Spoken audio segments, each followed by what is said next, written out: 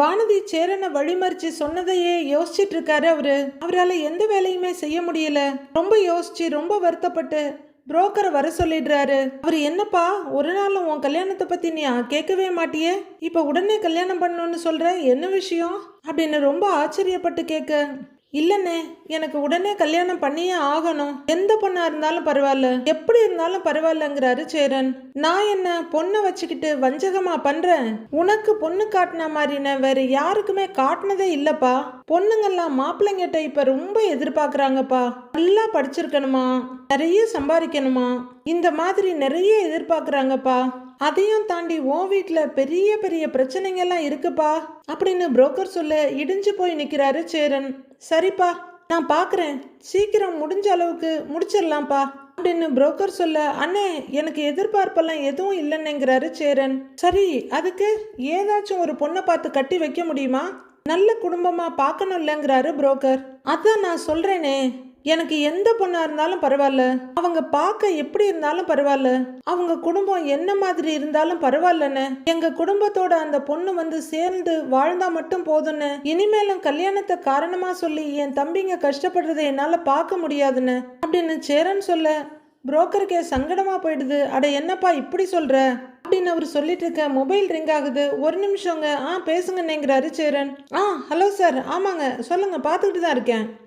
நல்ல பையனை அமையட்டும், நானே ஃபோன் பண்ணி சொல்றேன்.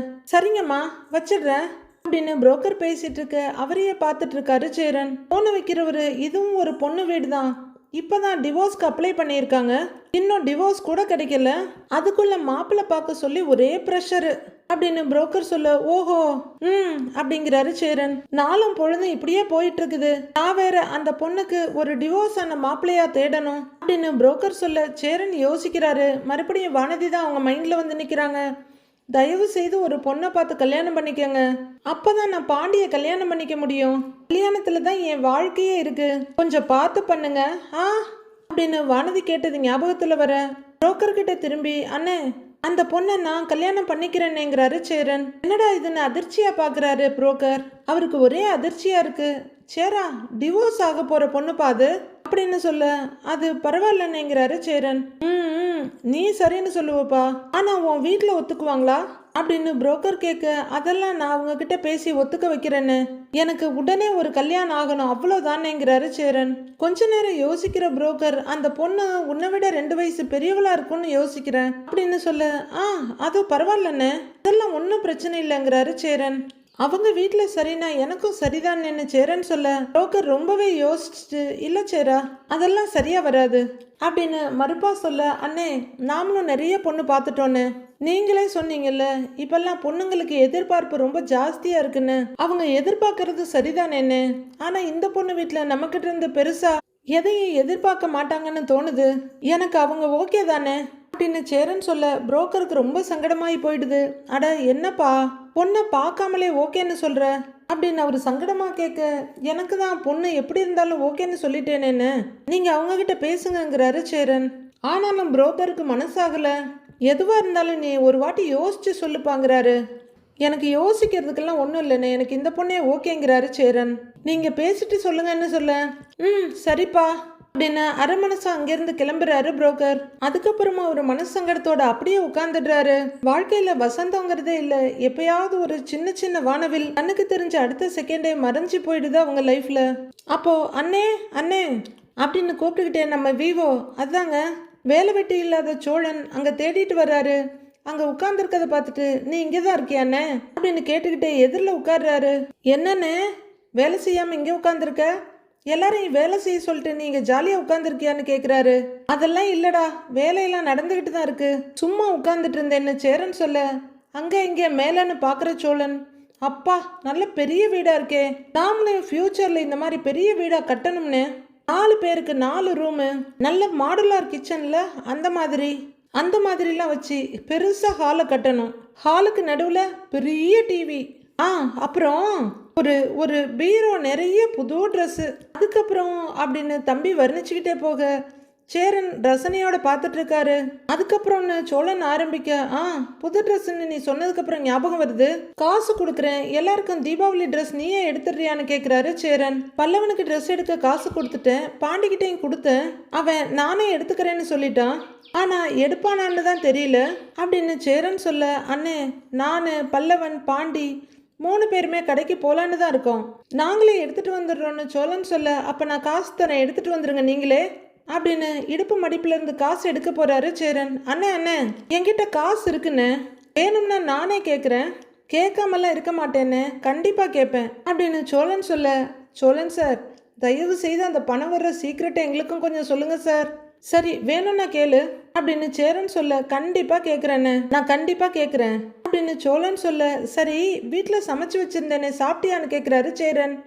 சாப்பிட்டேனே அப்படிங்கிற சோழன் ஏதோ ஒன்று சொல்லணும்னு நினைச்சேனேன்னு யோசிக்கிறாரு. நம்ம தீபாவளிக்கு வேற என்னென்ன பண்ண போறோன்னு சோழன் கேட்குறாரு. வேற என்னடா, மட்டன் எடுப்போம், பிரியாணியோ இல்லை உங்களுக்கு பிடிச்ச மாதிரி மட்டன் கிரேவியோ பண்ணிக்கலாம், வடை பாயசம் கூட பண்ணிக்கலாம் அப்படின்னு சேரன் சொல்ல சரி சரின்னு தலையாட்டிட்டு இருக்காரு சோழன். அப்புறம் இந்த முறுக்கு அதிரசம் லட்டு இதெல்லாம் வெளியில் ஆர்டர் கொடுத்துருக்கேன், அங்கே வாங்கிக்குவோங்கிறாரு சேரன். கொஞ்ச நேரம் யோசிக்கிற சோழன், அண்ணே நான் நிலா கிட்ட பேசினேன், நிலா வீட்டில் பெரிய வடை சட்டியெல்லாம் வச்சு ராத்திரி முழுக்க பலகாரம்லாம் செஞ்சு எல்லாருக்கும் கொடுப்பாங்களாம். இது வரைக்கும் தீபாவளி அப்படிதான் போச்சு, ஆனால் இந்த வருஷம் அப்படி இருக்காதுன்னு சொல்லி ரொம்ப சங்கடப்பட்டானே. அவ ஆசைப்படுற மாதிரி ஒரு தீபாவளியை நாம் எல்லாரும் பார்த்துக்குவோமான்னு கேட்குறாரு சோழன். அவளே எதிர்பார்க்காத மாதிரி அவ ஆசைப்பட்ட மாதிரி எல்லாத்தையும் செஞ்சு அசத்துறோம், அவ வீட்டை அவ மிஸ்ஸே பண்ணாத அளவுக்கு நம்ம சூப்பரா கொண்டாடணும்னு. என்னன்னே சொல்ற அப்படின்னு சோழன் கேட்க, சந்தோஷமா சரின்னு தலையாற்ற சேரன். இப்ப என்னடா, பெரிய சட்டி வச்சு பலகாரம் பண்ணணும் அவ்வளவுதானே, பண்ணிடலாம், அதுக்கு என்னங்கிறாரு. அதேதான் சூப்பர்னேங்கிறாரு சோழன். சரி பலகாரம் யார் சுடுவா அப்படின்னு சேரன் கேட்க, வேற யாரு, நீதான் அப்படின்னு அதையும் அண்ணன் தலையிலேயே போடுறாரு சோழன். ஏய் என்னடா, எனக்கு பலகாரம்லாம் சுட தெரியாதுடா அப்படின்னு சேரன் சொல்ல, சுட தெரியாதா அப்படின்னு சோழன் ஆழ்ந்த குரல்ல கேட்க, எனக்கு அதெல்லாம் செஞ்சு பழக்கமே இல்லையே அப்படின்னு சேரன் சொல்ல, இது வேறையான முனுகிறாரு சோழன். தீபாவளி பலகாரம்லாம் ஏகப்பட்டது பண்ணுவாங்கடா, முறுக்கு, அச்சு முறுக்கு, அதிரசம், லட்டு, ரவா லட்டு அப்படின்னு ஏகப்பட்டது பண்ணுவாங்க அப்படின்னு சேரன் சொல்ல, பேரெல்லாம் தெரிஞ்சு வச்சிருக்கிற, ஆனா செய்யறது மட்டும் தெரியலையா அப்படின்னு நினைக்கிற சோழன். அண்ணே அப்ப நெட்ல பார்த்து பண்ணிடலாமான்னு கேட்கிறாரு. பலகாரம் பண்றதெல்லாம் சாதாரண விஷயம் இல்லடா, அவ்வளவு சீக்கிரமாலாம் அதை பார்த்து கத்துக்க முடியாது அப்படின்னு சேரன் சொல்ல, ஐயோ என்னென்ன இப்படி சொல்ற, உன்னை நம்பிதானே நான் வந்தேன் அப்படின்னு சோழன் மண்டையை பிச்சுக்க, அதெல்லாம் பெரிய வேலைடா சோழா, இப்ப கத்துக்க ஆரம்பிச்சா கூட அடுத்த தீபாவளிக்கு தான் பண்ண முடியும்னு சேரன் சொல்ல, அடுத்த தீபாவளிக்கா அப்படின்னு அதிர்ச்சி ஆகுறாரு சோழன். கஷ்டம்டான்னு சேரன் சொல்ல, அண்ணே நான் இந்த தீபாவளியை பற்றி பேசிட்டு இருக்கேன், நீ அடுத்த தீபாவளியை பற்றி பேசுறியா, விடு நான் வேற ஏதாவது ஐடியா பண்ணிக்கிறேங்கிறாரு சோழன். கொஞ்ச நேரம் யோசிக்கிறவர், ஆனால் இந்த தீபாவளி அவளுக்கு சூப்பராக இருக்கணும்னு, அவங்க வீட்டை மிஸ் பண்ணவே கூடாதுன்னு, அடுத்த வருஷத்துக்கு அவள் நம்ம வீட்டில் கொண்டாடுற தீபாவளியை பற்றி தான் பேசணும், அந்த அளவுக்கு நல்லா செம்மையாக பண்ணணும்னு யோசிச்சு வச்சிருக்கேன்னு அப்படிங்கிற சோழன். யோசிச்சுட்டே அண்ணனை பார்க்க அவர் சிரிப்போடு உட்கார்ந்துருக்காரு. என்னென்ன சிரிக்கிறேன்னு சோழன் கேட்க, நீங்கள் 2 பேரும் சேர்ந்துருவீங்கடா, எனக்கு நம்பிக்கை வந்துருச்சுங்கிறாரு சேரன். உடனே சோழனுக்கு ஏக சந்தோஷமாயிடுது. ஐயோ அண்ணே சூப்பர் அண்ணே நீயே அப்படின்னு கண்ணத்தை கொஞ்சிட்டு மறுபடியும் உட்கார்றாரு. உடனே சோழன் அடுத்து என்னென்ன சர்ப்ரைஸ் எல்லாம் பண்ணலாம் அப்படின்னு யோசிக்க ஆரம்பிக்க தம்பியவே பார்த்துட்டு இருக்காரு சேரன். ஓகே தீபாவளி வந்தாச்சு. வான வேடிக்கை ஆரம்பமாக பல்லவன் ஒரு மெழுகுவத்தியோட வெளியே வர்றாரு. அவரு மெழுகுவத்திய கட்டசெவரில் வைக்க பார்த்துட்டு அங்கே செட் ஆகலைன்னு வேற இடத்துக்கு தூக்கிட்டு வர, அப்படியே வர்ற நடேசன், என்ன மெழுகுவத்தியோட வர்றான், கரண்ட் போயிடுச்சா அப்படின்னு வீட்டுக்குள்ளே எட்டி பார்க்குறவர், இல்லையே கரண்ட் எல்லாம் இருக்கேங்கிறாரு. அங்கே கிடக்கிற டயர் மேலே பொசிஷன் பார்த்து பல்லவன் வச்சிடுறாரு.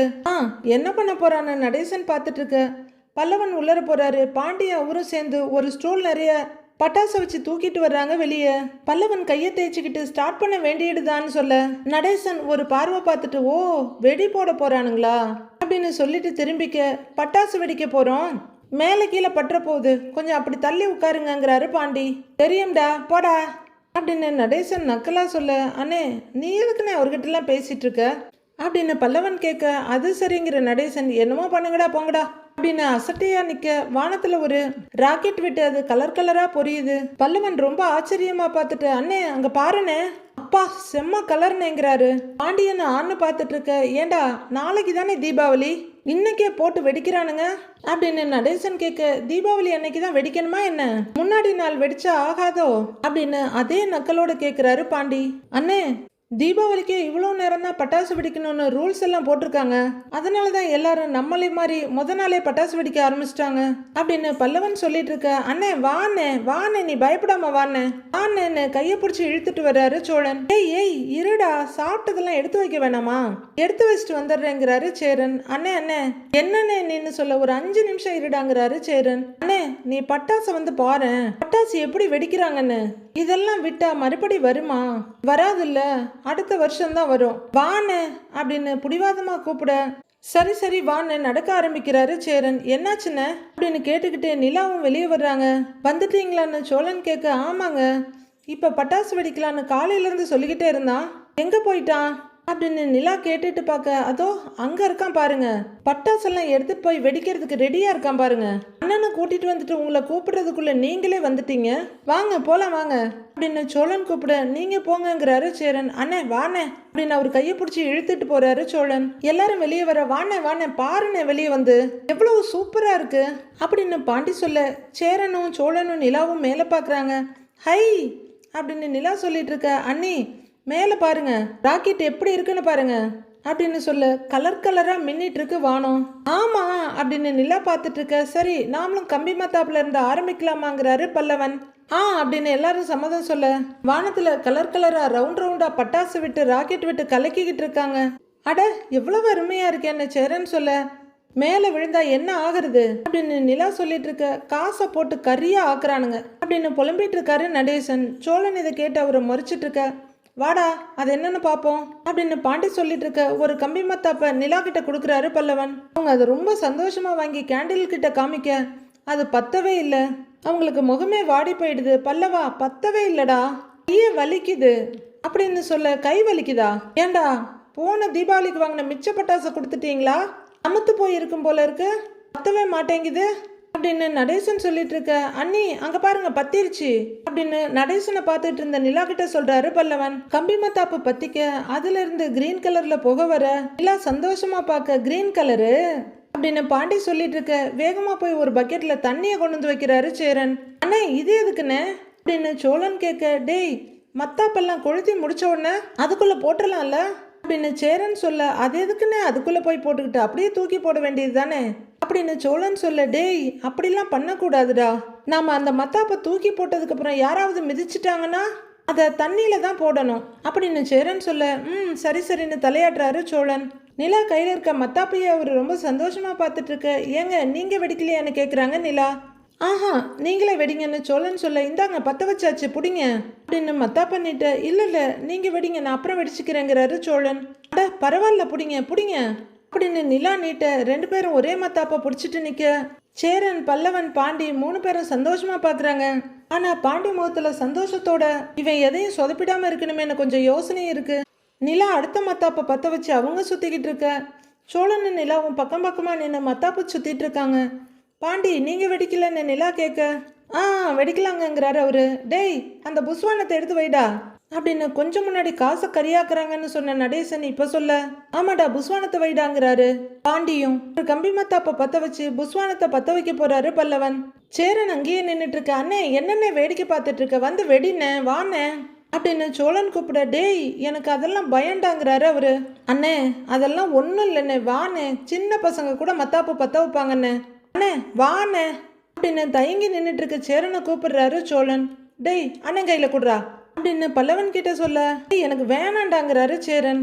அண்ணே மத்தாப்பு தானே வாங்கண்ணே வாங்கிக்கோங்கிறாங்க நிலாவும். அதுக்குள்ள பல்லவன் கலசத்தை பத்த வச்சிருக்க, புஷ்ன்னு அது பொங்கி வழியுது.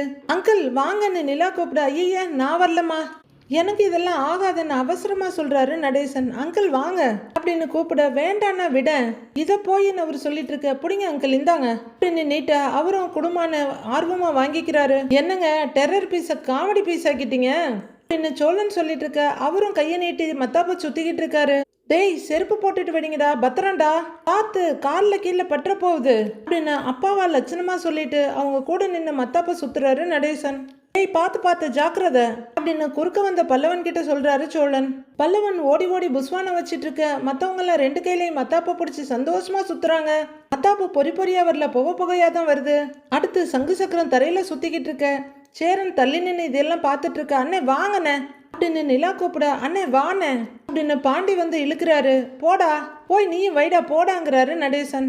வாண்ணே வையனே நீ என்ன சின்ன பையனா அப்படின்னு கூட்டிட்டு வந்துட்டு பட்டாசை வச்சுட்டு நிமிர்றாரு பாண்டி. இந்தாண்ணே புடினே வெடினே அப்படின்னு பெரிய ஊதுபத்தியை நீட்டுறாரு பல்லவன். இப்படி வச்சிருவோம் அப்படின்னு வீட்டுக்கு பேரலா சரவெடி வைக்கிறாரு பாண்டி. அண்ணே வாண்ணே வையன்னு பல்லவன் கூட்டிட்டு வர. டேய் வேணாண்டா பயமா இருக்குடா அப்படின்னு சேரன் நடுங்க. அண்ணே வையனே வாண்ணே அப்படின்னு புடிவாதம் பண்ணி பல்லவனும் பாண்டியும் அவர்கிட்ட வெடியை பத்த வைக்க சொல்றாங்க. பார்த்த உடனே பத்திக்கிறதுக்கு அதுக்கு என்ன படக்காதலா? பட்டாசு கிட்ட நெருப்பு காட்டிட்டு ஓடி வந்துடுறாரு சேரன். அண்ணே அங்க இல்லண்ணே இங்க வைனே வாண்ணே அப்படின்னு 2 பேரும் கைட் பண்ணி அவரை வெடிக்கிட்ட கூட்டிட்டு போறாங்க. பாண்டி அவர் பக்கத்துல கொண்டு போக டுப்புன்னு சவுண்டு கொடுக்க பயந்து போய் நிமிர. அண்ணே சும்மாண்ணே வைனே அப்படின்னு பாண்டி கிண்டல் பண்ண அவர் எப்படியோ மெல்ல நீட்டுறாரு. அடுத்த செகண்ட் அண்ணே ஓடுனே ஓடுனேன்னு 3 பேரும் ஓடி வந்துடுறாங்க. பத்திக்கிச்சான்னு நடேசன் கேட்க ஒரு வழியா சரவெடி பத்தி வெடிக்க ஆரம்பிச்சிருச்சு. அடுத்து லக்ஷ்மி வெடி ஆட்டம் பாவனை அசால்ட்டா எல்லாரும் வெடிச்சிட்டு இருக்க நடேசன் அங்க நின்று மத்தாப்பு சுத்திட்டு ரொம்ப ரசிச்சு பாக்குறாரு. ப்ரீ தீபாவளி செலிப்ரேஷன் ரொம்ப ஜாலியா ஸ்டார்ட் ஆயிடுச்சு ஐயனார் வீட்டுல. 3 சைட்ல போற புஸ்வானம் அது இதுன்னு ஏகப்பட்ட நியூ வெரைட்டியை வெடிச்சுக்கிட்டு இருக்க சோழன் நிலாவோட கையை பிடிச்சிக்கிட்டு ஒரு பட்டாசு கிட்ட கூட்டிட்டு போறாரு. அவங்க கையை பிடிச்சி அவரு அதை பத்த வைக்க சேரன் ரசிச்சு பார்த்துட்டு இருக்காரு. நிலாவோட கையை பிடிச்சி பட்டாசை பத்த வைக்கிறவரு 2 பேரும் கடகடான்னு ஓடி வந்துடுறாங்க. அந்த இடமே ஒரே வண்ணமயமா இருக்க. கார்த்திகா வர்றாங்க. வாப்பா அப்படின்னு சேரன் இன்வைட் பண்ண வாமாங்கிறாரு நடேசனும். ஆமா எல்லாரும் எப்படி இருக்கீங்கன்னு கேக்குறாங்க. கூட கார்த்திகாவோட ஹஸ்பண்ட் வந்திருக்காரு. ஹாப்பி தீபாவளின்னு பல்லவன் சொல்லிட்டு இருக்க. நீங்க எப்படி இருக்கீங்கன்னு நிலா கேக்குறாங்க. நான் நல்லா இருக்கேன் அப்படின்னு கார்த்திகா சொல்ல அவங்க வீட்டுக்காரர் அதையே சொல்றாரு. ஒவ்வொருத்தரா ஹாப்பி தீபாவளின்னு சொல்ல நடேசனும் ஹாப்பி தீபாவளின்னு சொல்லிட்டு இது உனக்கு தலை தீபாவளி இல்லைன்னு கேட்குறாரு. ஆமாம் மாமா அதுக்கு தான் அம்மா வீட்டுக்கு வந்தோம். நீங்கள் ராக்கெட் விட்டது எங்கள் வீட்டில் இருந்து நல்லாவே தெரிஞ்சுதுங்கிறாங்க கார்த்திகா. நாங்களும் அங்கே பட்டாசு தான் வெடிச்சுக்கிட்டு இருந்தோம். சரி இங்கே வந்து உங்கள் எல்லாருக்கும் ஒரு ஹாய் சொல்லிட்டு போகலான்னு வந்தோம் அப்படின்னு கார்த்திகா சொல்ல எல்லாரும் சந்தோஷமாக தலையாடுறாங்க.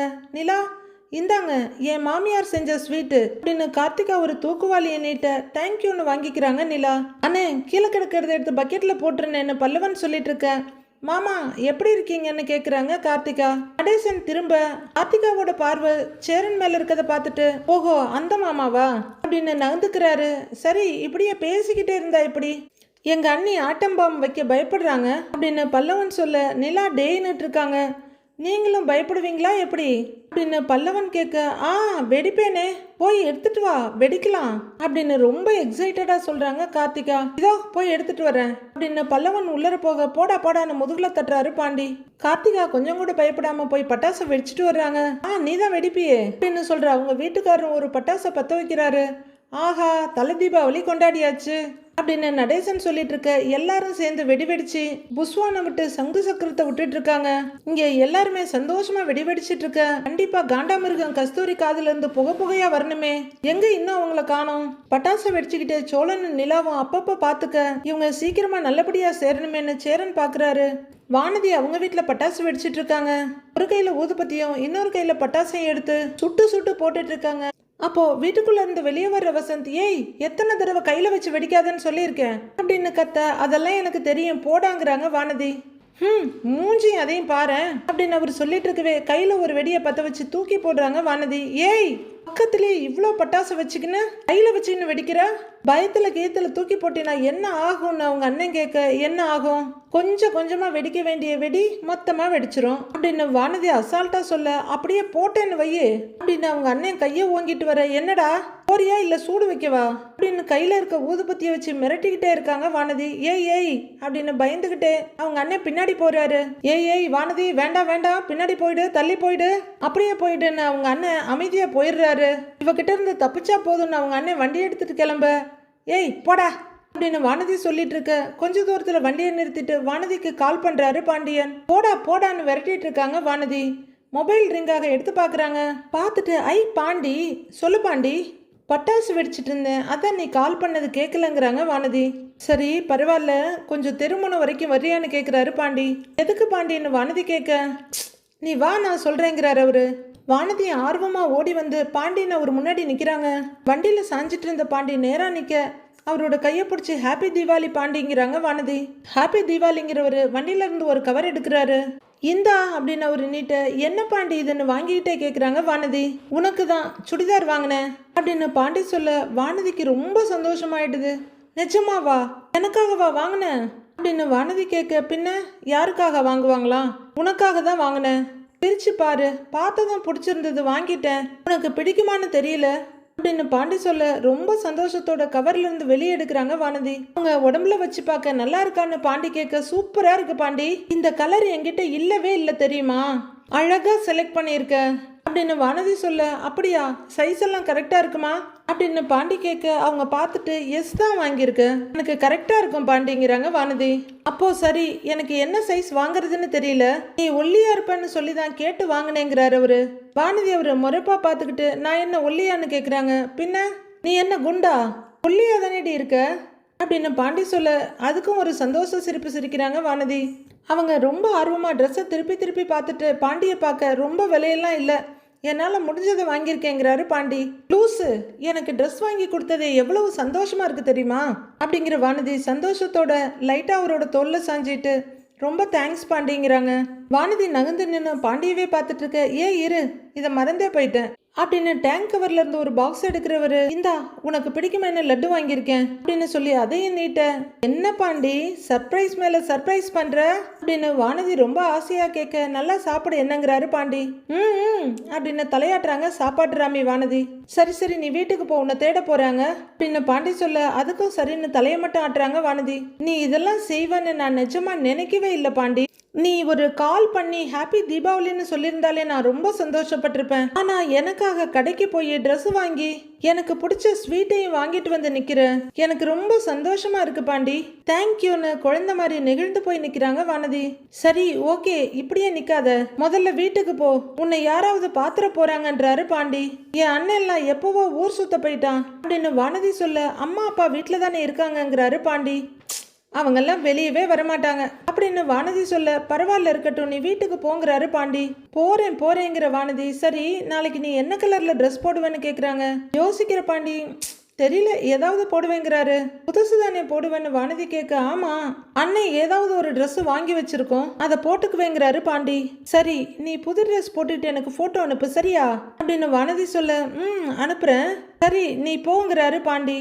நானும் இந்த ட்ரெஸ் போட்டு போட்டோ எடுத்து உனக்கு அனுப்புறேன் அப்படின்னு வானதி சொல்ல, அப்படின்னு தலையாற்றவர் அந்த ட்ரெஸ்ஸையும் ஸ்வீட்டையும் பேக்ல வைக்க ஹெல்ப் பண்றாரு. ஆனா வானதி ஸ்வீட்டை உள்ள வைக்காம இருக்க, அதையும் உள்ளர வச்சு எடுத்துட்டு போங்கிறாரு. இருடா அப்படிங்கிற வானதி அவங்களே அதை உள்ளர வச்சுட்டு பாண்டிய பாக்குறாங்க. வானதி திரும்பி போக பார்த்து போன்னு சொல்லிட்டு அவங்களையே பார்த்துட்டு இருக்காரு. வானதி சந்தோஷமா அங்க இருந்து போக பையன்னு பார்த்துக்கிட்டே நிக்கிறாரு பாண்டியன். ஐயனார் வீட்டுல அமர்க்கலமா தீபாவளி ஆரம்பிச்சிருச்சு. குலதெய்வம் கோவிலுக்கு போயிட்டு வந்திருக்காங்க. இனி குதூகலம் மட்டும்தான் இருக்கும், குழப்பம் எதுவும் இருக்காதுன்னு நம்பலாம். அடுத்து என்ன நடக்குதுன்னு மண்டே பார்க்கலாம் friends. Have a happy weekend. Thank you.